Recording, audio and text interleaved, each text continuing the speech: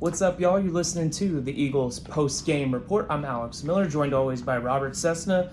We're inside the workroom in the Kyle Field press box following A&M's 41-10 victory over Missouri.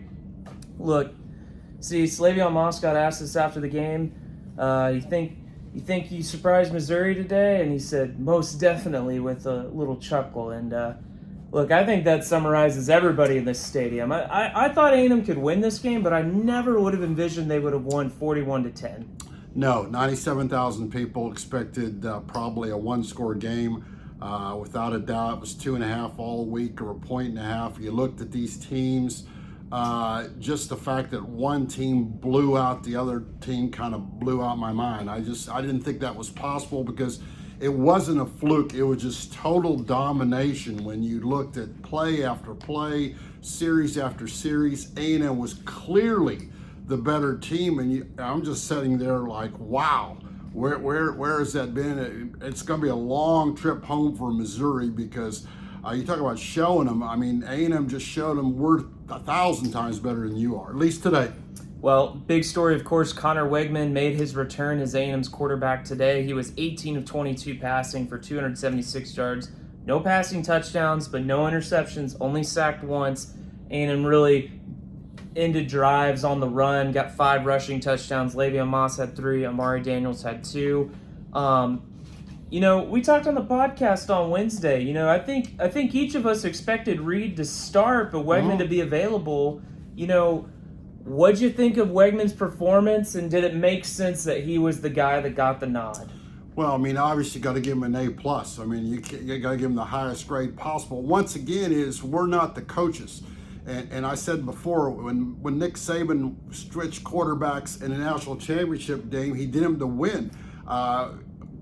Elko's with these guys every day. The fact that, we'd seen Wegman look so bad against Notre Dame, miss open receivers. He didn't miss almost anything today. He was so sharp today, and you could see how that stretches the field. The only way, he's young, Reed could stretch the field by his legs. I thought Reed would start just because you wouldn't change horses. Now, supposedly the rumor was if things got bad or whatever, they would maybe go to but you don't have to worry about maybes. Wegman looked like an all-conference quarterback today, and anytime you play like that as a quarterback, it complements everything. But let's be honest, we watched from high above. A&M was dominant on both lines of scrimmage. You win the line of scrimmage, they don't won this game with Reed quarterback, and I firmly feel. But moving forward, it's better to have a guy that can spread the field. A&M at 20-yard plays today looking easy. You saw people have to back off of A&M's wide receivers and worry about the run or whatever. They didn't have to do that the last 3 games. Yeah, you and I were sitting next to each other saying, man, Missouri's pass rush is non-existent. And, a big talking point coming into the game was how good Missouri's run defense was, and A&M gashed them for 236 yards. I mean, it was a pretty balanced day, all things considered. A&M got over 500 yards of total offense. The thing that might have impressed me the most, a lot has been made of how poor at times A&M's receivers have played. When they caught the ball, they caught and ran with it, 150 yards after catch. It goes a long way in extending drives and making plays downfield and keeping a defense on its heels. It was certainly A&M's best offensive performance of the season, without a doubt, against a defense people didn't expect them to. What I thought was interesting after the game, Mike Elko gets up on the podium. He's very defensive and stern and passionate about defending Wegman and some of the things that have been said. He didn't say to who.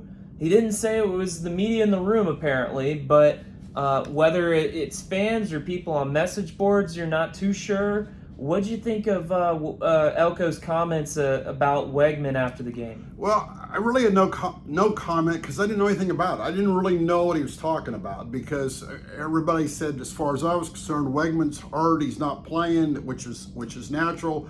Evidently, once again, I don't get on message boards, as you all know. You got to tell me what's even on Twitter account.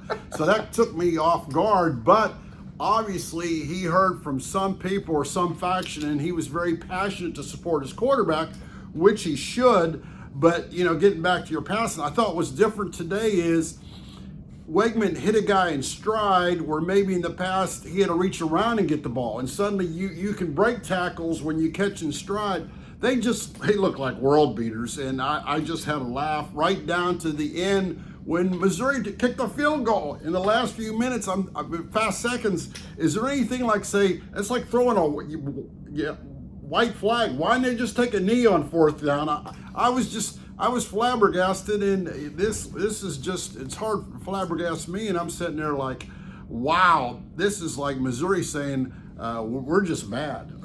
Yeah, I thought it was kind of tacky the way they kicked a field goal at the end. Either go for the end zone or take a knee, right? They wanted to cover the 31-point spread or something. Apparently. Well, hey, look, the fact that A&M put Missouri's offense in that predicament to begin with was impressive in its own right. You know, we talked all week about how's A&M going to cover these incredible receivers, right? You know, the secondary had been giving up some big plays here and there. The pass rush was starting to come along. Would it be enough? Could they cover Luther Burden? And look, the blanket did his job. I don't know who gave Theo Weiss the blanket at his hotel last night, but I think he took it a little too literally today. Brady Cook, 13 of 31 for 186 yards.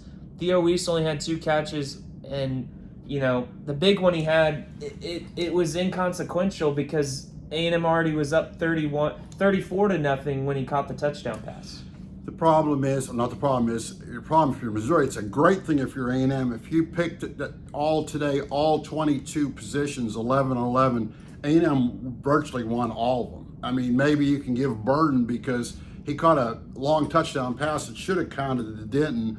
But, you know, when you have an SEC game between 2 teams that you think are pretty equal, and you could say maybe one team won 21 out of 22 positions, and you consider that's over. And this game was over at a half in the first play. This game was over at a half in one play. It's just amazing. I'm still amazed, and I was here about how dominating A&M was. Now, this is going to continue, or it should. They played Mississippi State, South Carolina. I mean, if A&M can do what they did today, sky is the limit.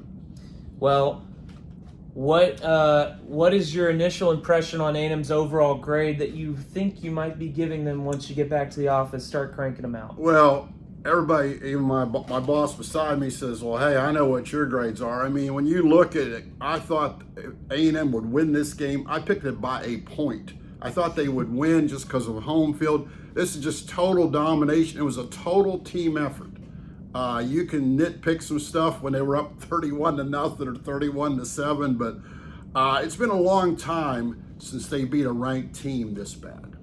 Well, the big question everybody wants to know, what's this do for A&M? I mean, A&M's going into its first of 2 bye weeks. They're 5-1. We're halfway through the season now. A&M's 3-0 in conference play. You know, they're standing alone first place, and I don't know if we would have looked up and said that after the Notre Dame game. Is A&M a playoff contender at this point, Cease? Contender, yes, but I would say no. Here's the deal is, by being the early day, they're going to get a lot of highlights. People are still going to be watching games tonight and see A&M highlights, see Wegman's back, see all this, hear about all the off-the-field deal. Here's the deal. A&M is in this national spotlight. They've earned it.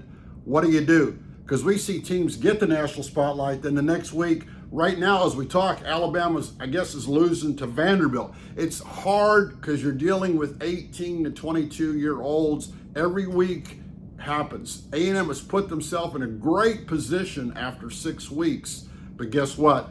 6 more games to go. Well, we'll be there for those 6 more games to go, starting in 2 weeks in Starkville. I know he's looking forward to a trip to Rusty's over in Vicksburg, but don't tell everybody. Okay.